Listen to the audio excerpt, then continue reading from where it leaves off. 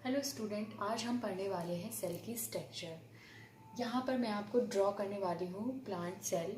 ठीक है, सेल का स्ट्रक्चर बनाने वाली हूँ। देन हम उसमें जितने भी ऑर्गेनल होते हैं सेल के अंदर, जितने भी सेल के जो कह लीजिए पार्ट होते हैं, जैसे ह्यूमंस की बॉडी होती है, ह्यूमन की बॉडी में डिफरेंट ऑर्गन्स होते हैं, उसी तरीके से सेल के अंदर भी सेल के बहुत सारे ऑर्गन्स होते हैं। तो मैं यहाँ पे ड्रॉ करने वाली हूँ सेल का structure. Okay,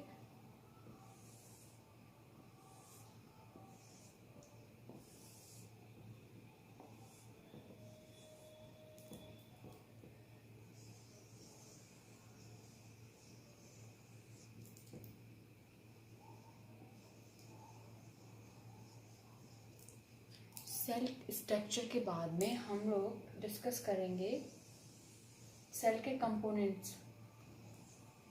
components means cell के जितने भी पार्ट्स होते हैं हम उनको एक एक करके डिस्कस करेंगे।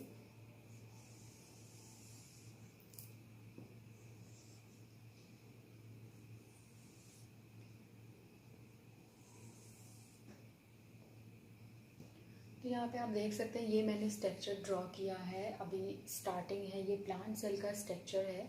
क्योंकि अब आप देखिए, ये जो बीच में है that is also called nucleus.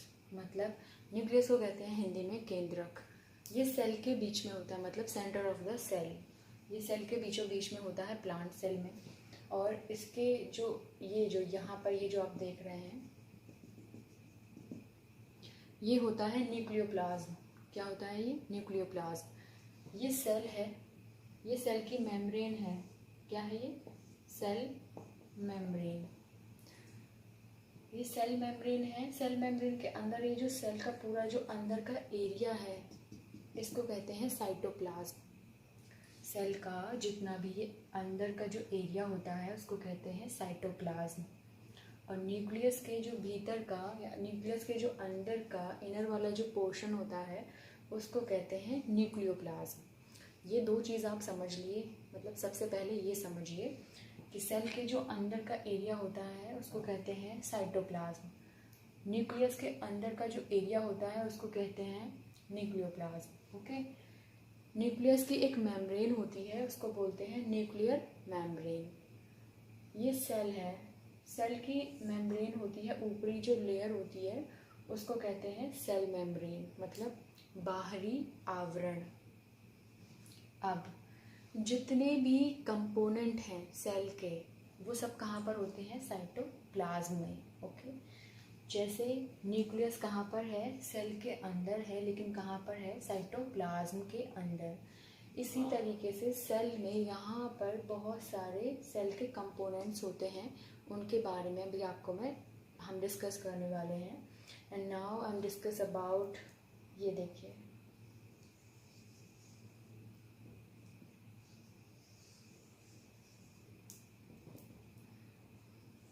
ये जो मैं स्ट्रक्चर यहाँ पे ड्रॉ कर रही हूँ,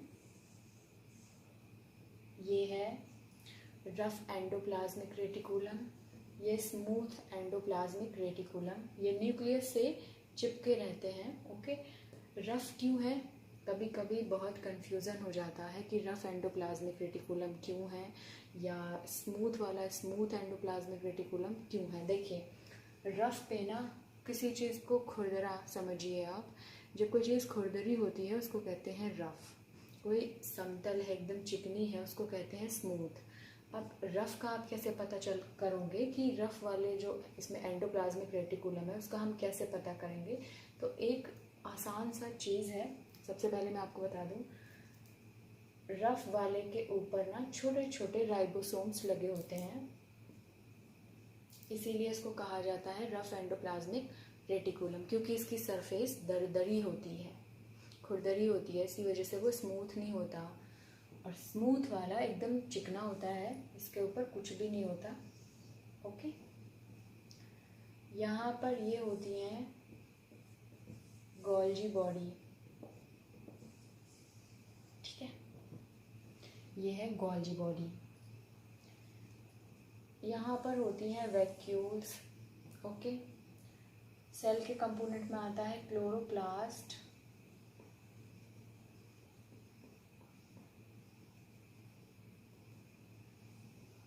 ये है क्लोरोप्लास्ट। इसके बाद में ये वैक्यूल्स हो गई, ये माइक्रोट्यूब्यूल्स हैं यहाँ पर, छोटे छोटे मॉलिक्यूल्स इसमें आप ऐसे देख सकते हो। अब आती है बात माइटोकॉन्ड्रिया की।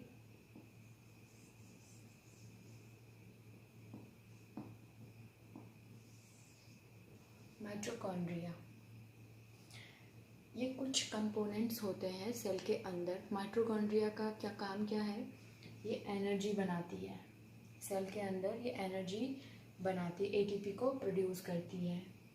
न्यूक्लियस क्या है? जितना भी जेनेटिक मटेरियल वाला, मतलब डीएनए, जितना डीएनए से रिलेटेड जितना काम होता है सेल के अंदर वो कौन करता है? न्यूक्लियस। डीएनए कहाँ होता है? न्यूक्लियस में। ओके, न्यूक्लियस ये है, इसकी बाहरी लेयर न्यूक्लियर मेम्ब्रेन कहलाती है। इसका जो बीच वाला पोर्शन है, जो एरिया होता है, उसको कहते हैं न्यूक्लियोप्लाज्म। इसके अंदर एक जो आपको बिंदु दिख रहा है, that is also called nucleolus. Okay, ये सेल है, ये सेल की मेम्ब्रेन है। इसके बाद में ये जो सेल के अंदर जितना भी एरिया आप देख रहे हो, ये है साइटोप्लाज्म। और साइटोप्लाज्म के अंदर ही सारे के सारे ऑर्गेनल्स होते हैं और अपना अपना काम करते हैं। ये थी सेल स्ट्रक्चर प्लांट की। और अभी हम यहाँ पर ये जो चीज़ें होती हैं, अभी इनके बारे में हम डिस्कस करेंगे। अब आगे बढ़ते हैं। आगे बढ़ने से पहले यहाँ पर आप देखेंगे कुछ यहाँ पर राइबोसोम्स, कुछ इसके अंदर भी राइबोसोम्स होते हैं। देन ये हो गई सेल मेम्ब्रेन। ओके, ये माइटोकॉन्ड्रिया, ये वैक्यूल, ये राइबोसोम्स, ये स्मूथ एंडोप्लाज्मिक रेटिकुलम, इसको SER भी बोलते हैं शॉर्ट में। इसको रफ एंडोप्लाज्मिक रेटिकुलम ये रहा, इसको RER भी बोलते हैं शॉर्ट में। ये गोल्जी बॉडी है। गोल्जी बॉडी के 3 नाम हैं, एक गोल्जी बॉडी, एक गोल्जी कॉम्प्लेक्स, एक गोल्जी वो एपरेटस। ओके, ये ग्रीन पिगमेंट भी कहलाता है, इसको क्लोरोप्लास्ट कहते हैं। यहाँ पे आप देख सकते हैं ये वाला। ओके, देन ये न्यूक्लियस है, इसके अंदर डीएनए होता है जितना भी। अब बात करेंगे सेल के बारे में ये। और हाँ, सेल मेम्ब्रेन को प्लाज्मा मेम्ब्रेन भी कहते हैं। ये जो सेल मेम्ब्रेन है इसको प्लाज्मा मेम्ब्रेन भी कहते हैं। नाउ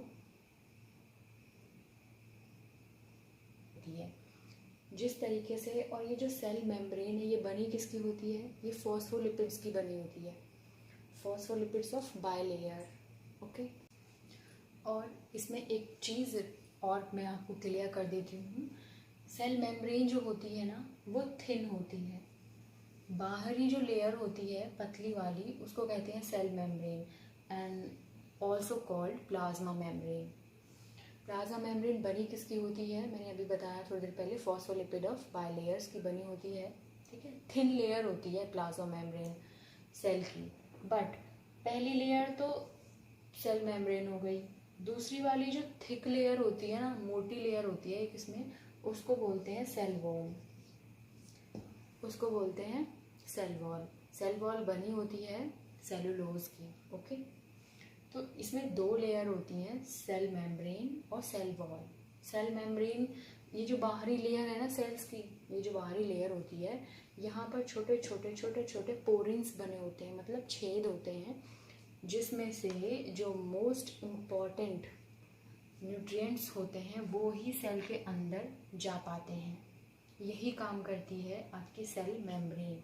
क्योंकि देखिए, कोई भी चीज़ अगर अंदर चली जाएगी तो सेल डिस्ट्रॉय हो जाएगी, या सेल में कोई भी बाहरी चीज़ आ जाएगी जो सेल उसको एब्जॉर्ब ना कर पाए या इनगल्फ ना कर पाए, तो वो डिस्ट्रॉय हो जाएगी। इसीलिए सेल मेम्ब्रेन का काम क्या है? वो उन्हीं चीज़ों को अंदर भेजती है जो सेल के लिए सही है। ओके, तो ये काम था सेल मेम्ब्रेन का और सेल वॉल का। उसके बाद में सेल वॉल होती है, उसके बाद में साइटोप्लाज्म होता है, साइटोप्लाज्म के अंदर ये सब आता है। तो आई होप आपको ये समझ में आ गया हो। एंड प्लांट एनिमल सेल में सेल वॉल नहीं होती है, प्लांट सेल में सेल वॉल होती है। प्लांट सेल में सेल वॉल होती है। ओके, तो ये थी यहाँ तक की जानकारी सेल के स्ट्रक्चर। तो ये था स्ट्रक्चर प्लांट सेल का। सेल के स्ट्रक्चर हमने आज पढ़ा है और इसमें ये डिफरेंट तरह के कंपोनेंट्स होते हैं। सेल के कंपोनेंट्स इनको कहते हैं और इनका अलग अलग फंक्शन है। सेल के जो ये सारे कंपोनेंट है ना, इनका अलग अलग काम है। तो उसके लिए आप इनके एक एक पर्टिकुलर वीडियो, क्योंकि इनका बहुत रोल होता है सेल के अंदर, तो वो सब हम पढ़ने वाले हैं। ठीक है, अब नेक्स्ट वीडियो में। अभी मैंने आपको ये जो पढ़ाया है ये था सेल का डायग्राम। सारी चीज़ें मैंने क्लियर कर दी हैं। कुछ भी अगर डाउट हो तो प्लीज़ मुझसे क्वेश्चन करिएगा, मैं आपके लिए रेडी हूँ। देन आई होप इसमें तो आपको सब कुछ समझ में आ गया होगा, वरना तो मैं आपको एक लास्ट में इसकी समरी बता देती हूँ। This is cell structure and इसको प्लांट सेल का स्ट्रक्चर है ये। ओके, क्योंकि सेल तो सिंगल सेल और मल्टी सेल बहुत होती है, मल्टी सेलुलर, बट ये सेल का एक स्ट्रक्चर है जिसमें ये सेल की मेम्ब्रेन है। ओके, ये सेल का अंदर वाला एरिया है जिसको साइटोप्लाज्म कहते हैं। इसके बाद में साइटोप्लाज्म के अंदर सारे ऑर्गेनल्स होते हैं। ऑर्गेनल्स का अलग अलग रोल है सेल के लिए और इनको सेल को क्या कहते हैं, बिल्डिंग ब्लॉक भी कहते हैं। ठीक है, ब्रिक्स भी कहते हैं।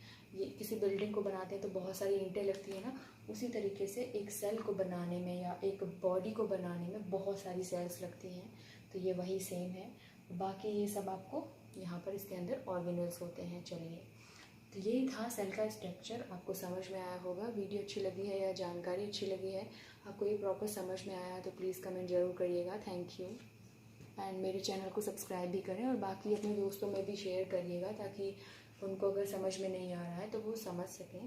Thank you so much.